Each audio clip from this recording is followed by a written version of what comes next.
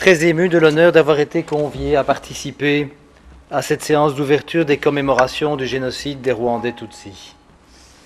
J'en remercie son Excellence, Monsieur l'ambassadeur de la République rwandaise. Lorsque la machine à tuer a été mise en mouvement par ceux qui de longue date la préparaient, cela faisait 3 bonnes années que je parcourais le Rwanda pour y enquêter sur les exactions qui s'y commettaient.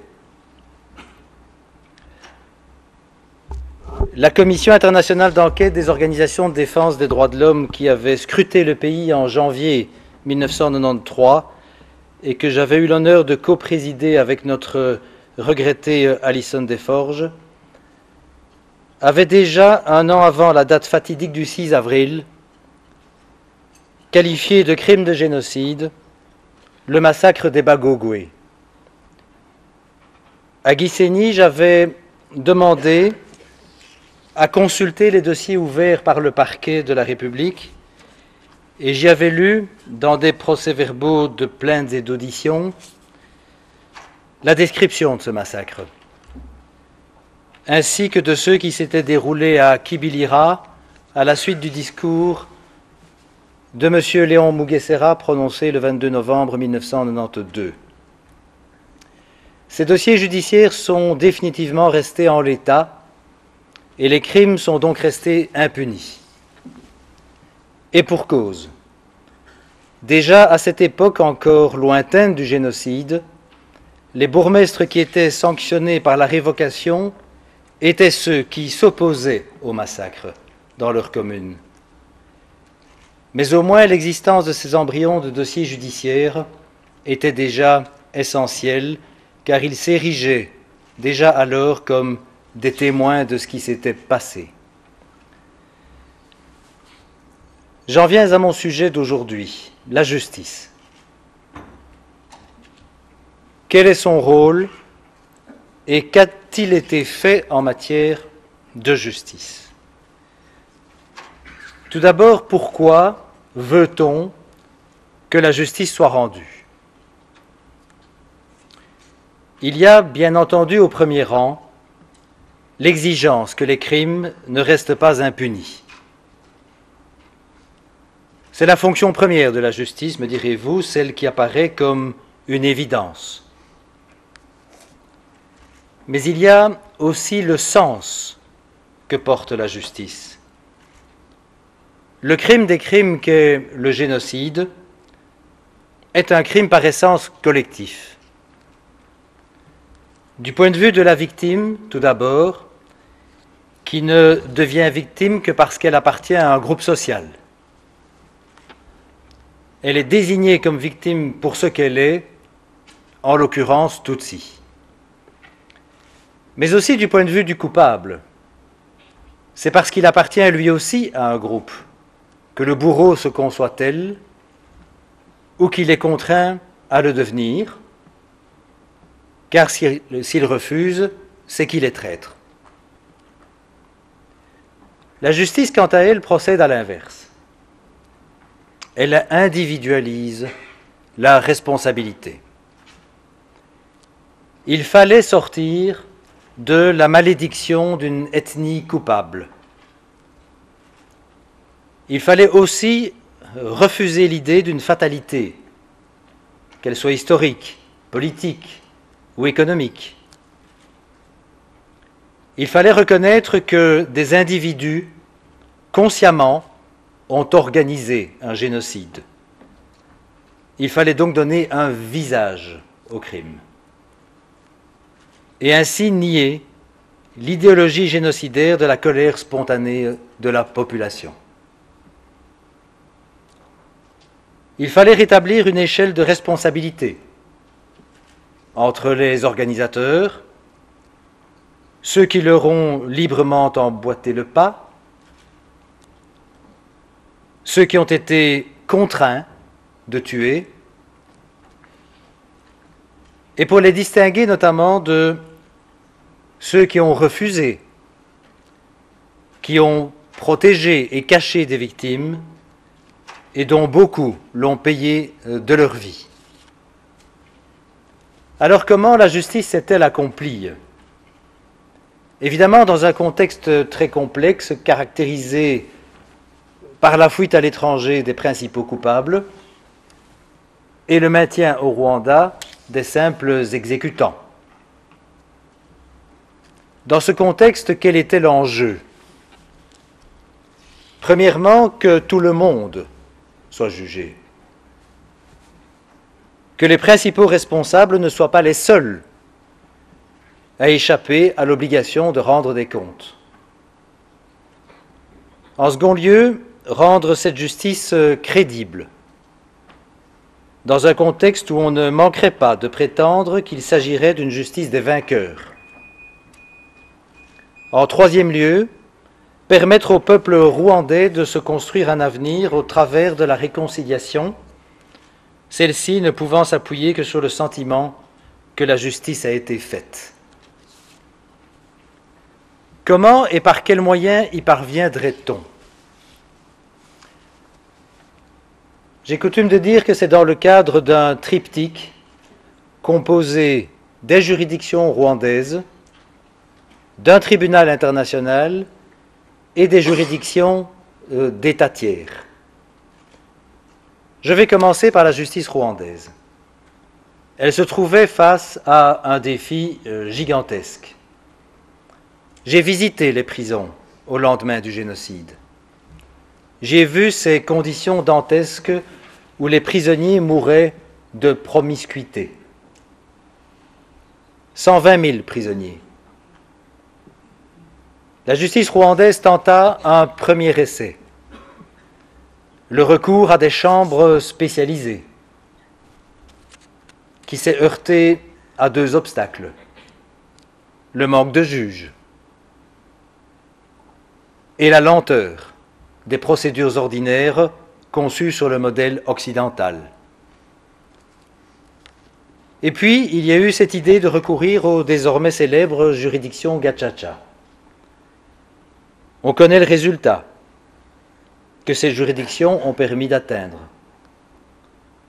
Traiter en 10 ans un contentieux qui eût demandé 100 ans si on en était resté à compter sur les juridictions ordinaires. Ce qui n'est qu'une extrapolation statistique, bien entendu, puisque la réalité humaine eût fait qu'en réalité, la plupart des détenus n'auraient jamais été jugés, tout en restant en prison le reste de leur vie, et sans compter les détenus, les coupables non détenus. Près de 2 millions de procès ont été clôturés selon les statistiques officielles. Environ 1 600 000 personnes ont été déclarées coupables et 273 000 ont été acquittées. La contribution majeure des juridictions populaires et des juridictions Gacaca aura été d'opposer des juridictions populaires et participatives à un génocide populaire, tout en dotant ces juridictions de l'encadrement qui leur a permis de donner des garanties que c'est bien la justice qui était rendue. L'implication de toute la population dans le travail de la justice aura permis de démontrer qu'un génocide est punissable, à domicile, quel que soit le nombre de participants et l'ampleur des tueries et des destructions, dans un délai raisonnable et en respectant un équilibre entre la fonction de répression de la justice et la fonction de resocialisation de la justice. Il s'agissait d'un pari. Il n'était pas gagné d'avance. Le résultat mérite d'être salué, même si cette justice, comme toutes les autres, est restée humaine, c'est-à-dire certainement très imparfaite. La justice internationale est le deuxième panneau du triptyque. Trop longue, trop chère, trop peu empathique, elle a néanmoins joué son rôle. Qui pouvait imaginer, au lendemain du génocide, que les responsables de celui-ci, ses organisateurs, dispersés aux quatre coins du monde, seraient un jour arrêtés et jugés. La tradition pour ce genre de crime, à part Nuremberg, était tout de même l'impunité totale. Lorsque le tribunal pénal international pour le Rwanda fut institué par une résolution des Nations Unies du mois de novembre 1994, ce tribunal ne représentait que l'espoir des désespérés. Et pourtant, les principaux responsables ont finalement été jugés.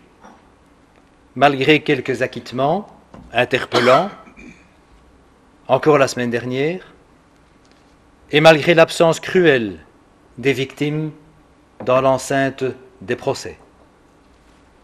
Ainsi le veut la procédure anglo-saxonne, absence des victimes qui explique évidemment que ce tribunal ait donné l'impression de rester si loin de la réalité humaine. Les victimes furent en revanche l'élément moteur du troisième panneau du triptyque. Je veux parler de la compétence universelle. C'est l'intrusion qui a été vécue sans doute comme la plus spectaculaire dans l'œuvre de justice. Comment était-il possible de juger ces bourreaux qui étaient rencontrés dans les rues de Bruxelles, Liège, Paris, Montréal, alors que le génocide était encore en cours, et alors que ni la victime, ni le suspect, ni le lieu du crime ne justifiaient la saisine de l'État tiers. La Belgique s'y est lancée la première. D'autres pays ont suivi. Un procès vient de se terminer en Allemagne. Un autre est en cours à Paris. La compétence universelle a permis de juger des suspects de la catégorie intermédiaire. Ni les exécutants restés au Rwanda, ni les planificateurs jugés à Arusha, mais des intellectuels, des commerçants, des dirigeants d'entreprises, des militaires ou des responsables administratifs, dont le concours fut essentiel pour l'accomplissement du crime. La compétence universelle a ainsi joué un rôle essentiel dans la lutte contre l'impunité. Elle aussi est restée imparfaite, entravée par le manque de moyens et les atermoiements politiques. Trop de criminels continuent à vivre chez nous à l'abri des poursuites. Mais il y a eu des condamnations, et les procès, même trop rares, ont permis de porter la reconnaissance du génocide au cœur de ce monde occidental, perclus dans ses stéréotypes et co-responsable de la tragédie. Pour conclure, dans un article que j'ai publié en 1995 dans la revue française Les Temps modernes, j'insistais sur le fait que les institutions de la communauté internationale, celles du Rwanda et celles des États tiers, formaient les trois piliers d'une responsabilité partagée dans la répression judiciaire des crimes de génocide. J'y écrivais ma conviction qu'aucun de ces trois piliers ne pouvait faire défaut, sous peine de causer l'écroulement de tout. Que peut-on dire 20 ans plus tard? On peut, à mon sens, dire que si chacun des trois piliers a certes fonctionné, c'est sans doute celui fondé sur la compétence universelle qui, malgré sa mise en œuvre spectaculaire en Belgique et aujourd'hui ailleurs, est resté le plus à la traîne. Trop de suspects qui ne seront jamais jugés par le tribunal international, aujourd'hui d'ailleurs fermé, et hors d'atteinte des juridictions rwandaises, même s'il faut noter que l'attitude des pays occidentaux en matière d'extradition vers ce pays a favorablement évolué. Trop de suspects restent chez nous à l'abri des poursuites. Mais si l'on veut bien se reporter à l'époque et à ce qu'il était permis d'espérer compte tenu de l'expérience, il faut affirmer que les résultats engrangés par mes trois fameux piliers défient ce qu'il était permis d'imaginer. Je vous remercie.